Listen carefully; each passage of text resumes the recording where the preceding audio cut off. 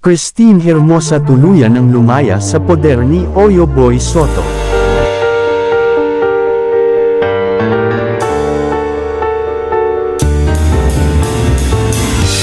Matapos ngang pumutok ang balitang kaugnay sa isyong pagtatago ng lihim at pagkakaroon ng anak ni Dieter at Christine, usap-usapan naman ang di-umano'y paglayas ni Christine sa poder ni Oyo.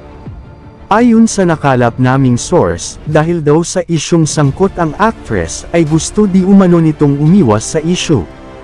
Ginawa ito ni Christine dahil upang makapagnilay-nilay sa isyu at makapag-isip na rin ng mabuti dahil hindi na daw di umano nakakapagdulot ng mabuti sa kanyang peaceful mind. Ang pag-iwas ni Christine sa isyu ay isa lamang pahiwatig ng katapangan bilang isang babae at ina.